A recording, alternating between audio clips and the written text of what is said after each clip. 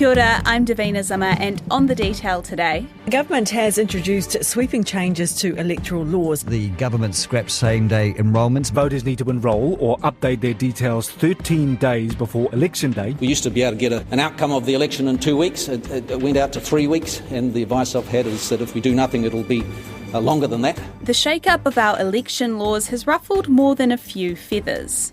The Attorney-General, Judith Collins, says the government's proposed electoral law changes clash with constitutional rights. I think every single New Zealander is entitled to have a voice in who represents them in this place. I think this government's just against more people participating in our democracy. Which has been met with fierce defence. That is balderdash. Frankly, I'm a bit sick of dropkicks that can't get themselves organised to follow the law.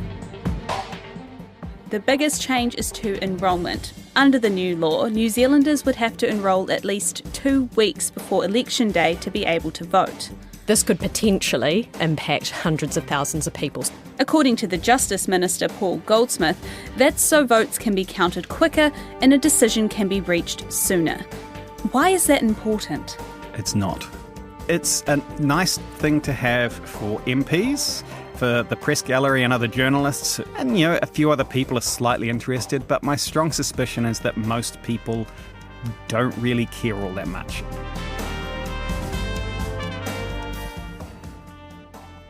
Electoral law expert Graham Edgler believes not only will people not mind if an outcome takes a couple of days or weeks longer, it doesn't actually stop prospective governments from starting negotiations.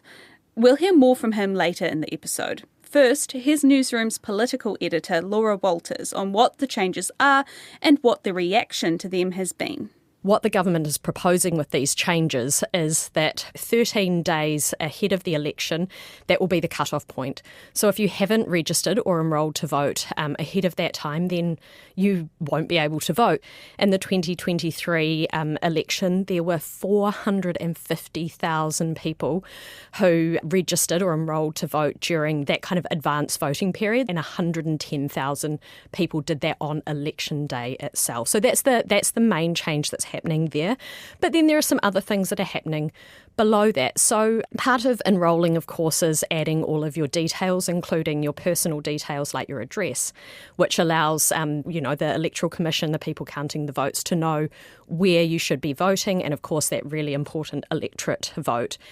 Under this new proposal, if you haven't got your address or your personal details updated again within that 13-day period ahead of election day, then there's a really good chance that your electorate vote won't count. So say I moved house and I forgot to update my address details. The Electoral Commission, if they have the data necessary from, say, NZTA or another government agency, they might be able to automatically update my address. If they don't have that and it comes to voting day and my personal details are incorrect, then my party vote would still count, but my electorate vote wouldn't. So again, an instance where, there might be fewer people whose vote is counted. Then below that, we also have the changes that, Newsroom revealed earlier in this year around prisoner voting. So currently, people who are imprisoned for a sentence of less than 3 years can still vote in a general election. But under these proposals that are all going through as part of this package, those people will no longer be eligible to vote. So no one who has been sentenced to a term of imprisonment will be able to be eligible for enrolment or to cast a vote there. The bill does provide more opportunity for digital enrolment methods and introduces automatic enrolment updates. And there are a couple of other changes around party and candidate registration and not offering food at voting booths. But the enrolment deadline is the big change. So why the 2-week ban? Laura says it depends on who you ask. So Paul Goldsmith, who's the Justice Minister who is responsible for these proposed law changes, he has kind of put forward two things. The first thing is that he says that it is an administrative cost and an administrative burden to have this many people who are casting those special votes, who are enrolling once the advance voting period has already begun, or enrolling and voting on election day itself. So because of that, it also means that it's taking longer to return the final vote count. So to get the final election results all completely squared away, double, triple checked everything that they need to do because of so many people who are enrolling or registering to vote during that give or take 2-week period ahead of election and on election day. And he just says basically this could get out of hand. It always used to be 2 weeks to get a final result. Last election it was 3 weeks. The advice I've got is if we do nothing, we'll struggle to even get a final result in 3 weeks, might be going longer. Now in Australia, you've got to be enrolled 26 days before the election. It happens in all sorts of democracies all around the world, and we don't think it's an unreasonable thing in order to get the system a bit more efficient and get a result, which is what we want to see. He kind of put this argument forward last week that, well, it could create uncertainty for New Zealand if we don't have a government settled, if it pushes out to 3-4 weeks or more. And of course in New Zealand, because of the MMP environment, we also have to factor in coalition negotiations after that. And, the likes of Winston Peters, the New Zealand First Leader, he doesn't like to actually start negotiations proper, if you will, until they have that final result back. While Winston Peters might not like negotiating before the special votes are counted, there's nothing legally stopping him from doing so. Parties could start negotiating as soon as election day finishes. More on that from Graham later. Back to Laura for now. Speaking to Winston Peters, he said that if people don't enrol or register ahead of that voting period, how do they know who they're campaigning to, who their message should be pushed towards? David Seymour essentially said that he was just, sick of drop kicks. Frankly, I'm a bit sick of drop kicks that can't get themselves organised to follow the law, which registering to vote is a legal requirement, then going along and voting to tax away hard-working people's money and have people that make laws that restrict their freedoms. He said, with rights like voting come responsibilities. That means you need to get your stuff together, basically, get enrolled. It's an important right, yes, but also responsibility or, obligation on New Zealanders. They're making big decisions here with their vote. So, it's incumbent on them to kind of get themselves sorted. And if they don't, essentially they're drop kicks. Who are the drop kicks? What kind of people are we looking at? Who is this going to impact? It's always a broad sector of society, but what we do know from Electoral Commission data is that these people tend to be younger. We've also seen a higher proportion of Māori, Pacifica and Asian, but especially Māori. And when you look at the, breakdown even further, young Māori, so 18, 19-year-old Māori make up a huge portion of that.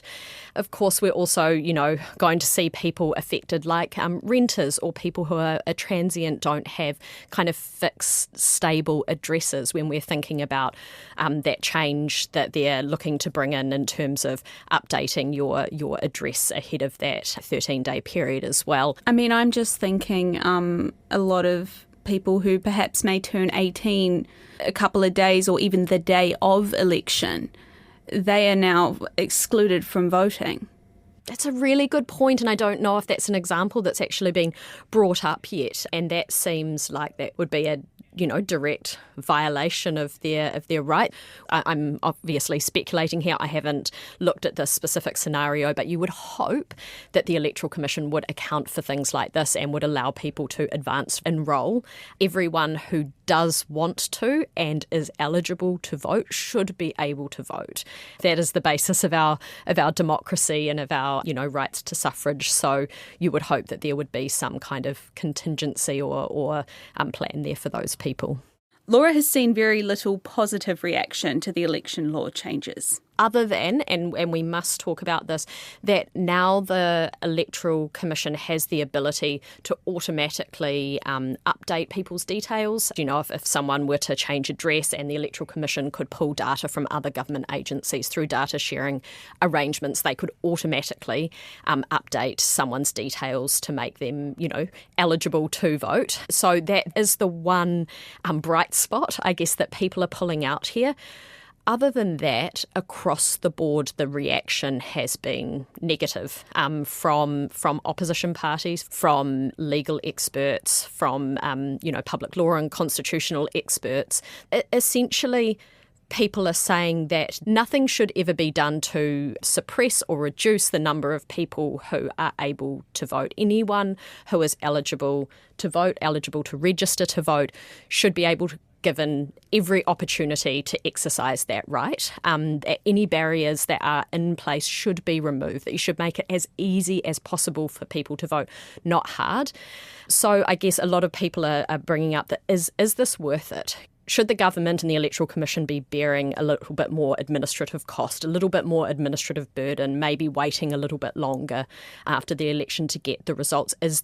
Isn't that just the cost of democracy, of allowing everyone to exercise their right to vote?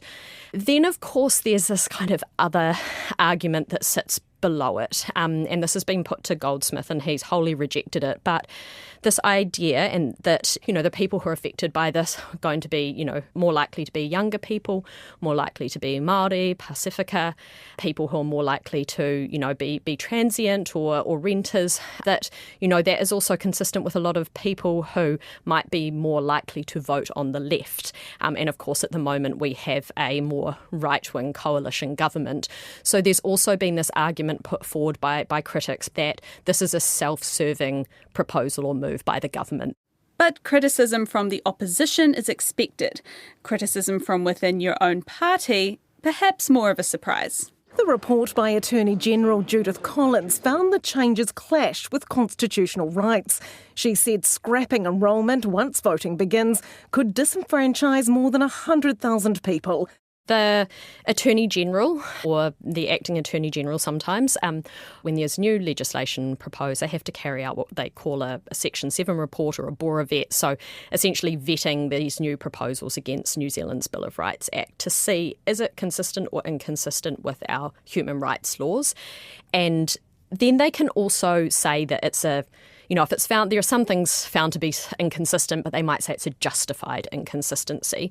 In terms of these proposals, Attorney General Judith Collins has found that it's an unjustified inconsistency there, that young Māori, Pasifika and Asian communities will pay the heaviest price by being disenfranchised. As one of her warnings, she's indicated that she thinks more than 100,000 people may be directly or indirectly disenfranchised by these rules that are banning the enrolment during their advanced voting period. And she said that there are alternative and less restrictive measures that could have addressed essentially the same problem of speeding up the vote count. That's a pretty significant thing to see one of those reports that says that there are inconsistencies here with New Zealand's human rights law. I think it's also worth noting, because this is really important stuff. This affects people, a lot of people. It directly affects our democracy. That when the government announced these changes, which they made decisions on months and months ago, attached to the proposed legislation is also a whole lot of what we call regulatory impact assessments or regulatory impact statements. It has a lot of that official advice. What wasn't attached to this piece of legislation was that Bora vet. So we actually had to hunt for this document on the Parliament website and later on the Ministry of Justice website to find this report from the Attorney General around the inconsistencies with New Zealand's human rights laws. So there are issues there that have been raised as well by some experts around kind of the transparency of this government announcement. I mean, what weight does the Attorney General's ruling have? So there's no teeth, I guess, in this process. It can't force the government to change their law if it's found to be inconsistent with the Bill of Rights Act. Government ministers will tell you this all the time, that advice is just advice and they do not have to take it.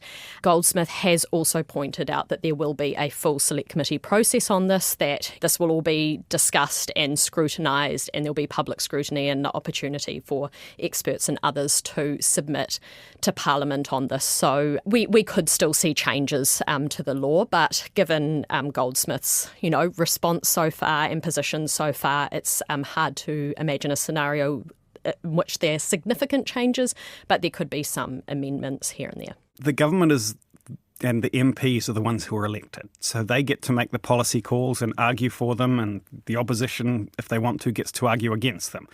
Ministries and officials can offer advice, but at the end of the day, it's the politicians we've elected who make the final call. Electoral law expert Graham Edgeler says that's the way the system is supposed to work. The Ministry of Justice knows that the government is looking at things, and it sort of prepares policy papers and regulatory impact statements looking at, here are some possible things for Cabinet to consider, which things it likes and which things it doesn't. It will give them options. So one of the big changes and one of the really good changes in this law, and it's one that was recommended by the Ministry of Justice, was automatic updating of enrolment details. So if you tell MSD, here's my new address, they'll tell the Electoral Commission, hey, this person has updated their address with us. The Electoral Commission will say, oh, this person's already enrolled. They've moved from this address. We'll update their enrolment automatically. And they'll send you the letter saying, we've updated your enrolment, rather than sending you a letter saying, hey, we understand you've moved. You need to update your enrolment. And so your enrolment should be updated automatically now, which will fix, hopefully, a lot of changes. Having to update, your address details with, half a dozen government departments, your doctor and everything else. That is really what the Ministry of Justice recommended as the way to hopefully fix, the 450,000 people who enrolled during that advance voting period or on election day itself.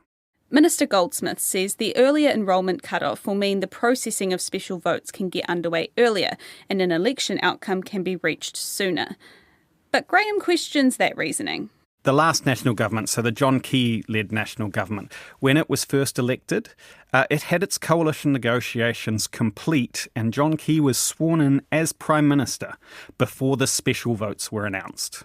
ACT, United Future and Te Pāti Māori, I think, were all confidence and supply partners with the Key government, and they had all reached agreement, and the Prime Minister had been sworn in before special votes, just because the result was clear enough on election night. And I think, to be honest, that was true at the last election as well. Prime Minister Chris Hipkins came out on election night and said, we've lost, we're not going to be the next government. While it's MMP and the numbers are likely to move around a little bit before the final count, as it stands, Labour is not in a position to form another government. The opposition parties, they could have started negotiations that day. They chose not to, and that's a choice they made, and their reasons for it or against it. But if the concern is we can't wait for 3 weeks because that delays coalition negotiations, I don't think it's a good reason. He says many people will miss out on voting because of this change.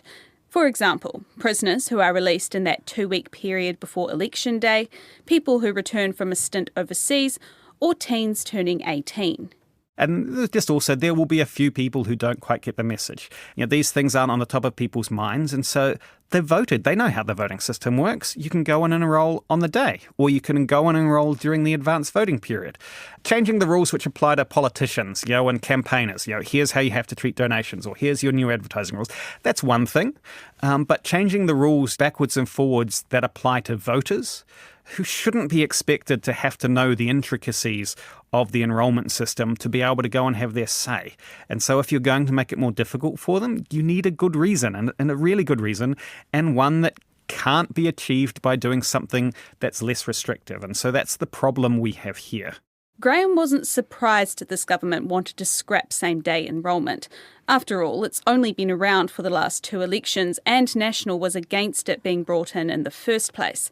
And he does concede that election day enrolments hold things up.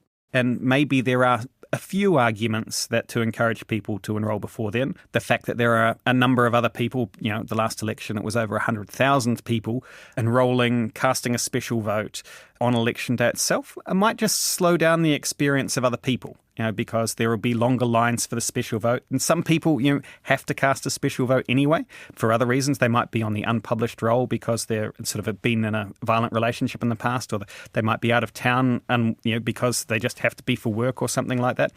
And so there are some people who will have to cast special votes. And, if we can avoid, that extra 110,000 people, that might speed up the voting process for some people. And so there are some benefits to that.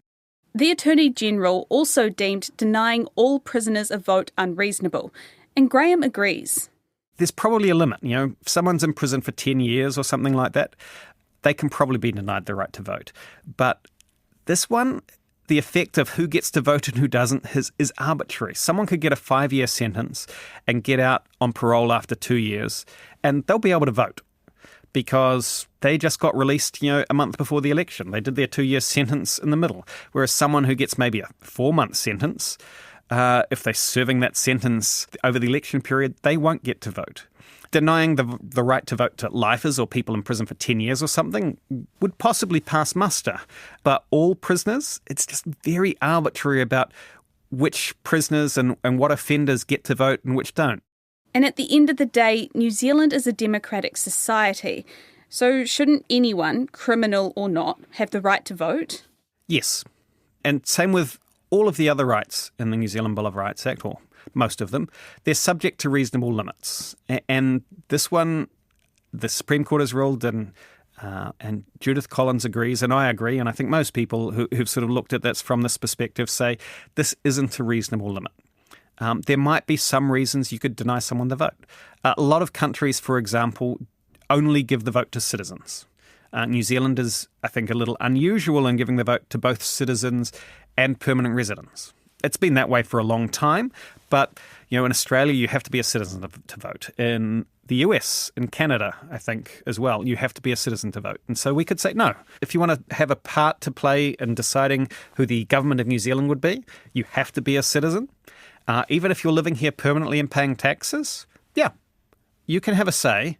And the way you get a say is by applying to become a citizen. And so that's a reasonable limit. But the courts in New Zealand have said, at least certainly in respect of short-term prisoners being denied the right to vote, there isn't a public policy reason why that should happen in that way. Maybe it's, people sentenced to prison for life or 10 years or more. That might be a reasonable limit. But anyone in prison or sentenced to prison, that's setting the bar too low. These decisions aren't final. There still needs to be a select committee process, and Parliament needs to debate and vote on the changes. There are some parts of the Electoral Act where change requires a 75% vote of support. But whether prisoners can vote and how early or late you leave your enrolment isn't one of those parts. A few years back, when the courts were looking at the change around prisoner voting, one of the arguments that came up in the Supreme Court, which was looking at one of those cases, was the voting age. That has a 75% majority to change. But the rule around who's disqualified from voting, those aren't. And so could you change it so that women couldn't vote? That wouldn't need a 75% majority to change. Those types of things, to be honest, seem to me actually the qualifications of these are the people who are allowed to vote and these are the people who aren't allowed to vote. I think that should be something that should have that sort of higher requirement to make a change.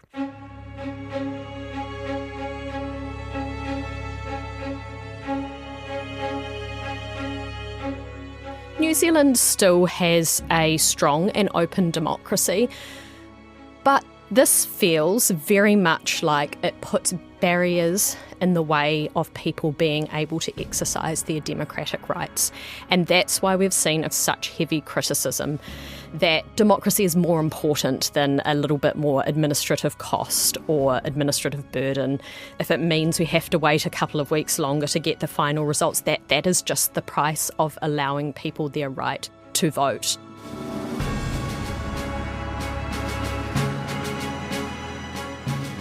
A quick reminder, since we're on the topic of elections, local body elections are coming up quick and the enrolment deadline for those is the 1st of August. That's it for today. Thank you to Laura Walters and Graham Edgler. The Detail is a newsroom production supported by RNZ and NZ On Air. This episode was produced by Alexia Russell and engineered by Mark Chesterman. I'm Davina Zimmer, ka kite.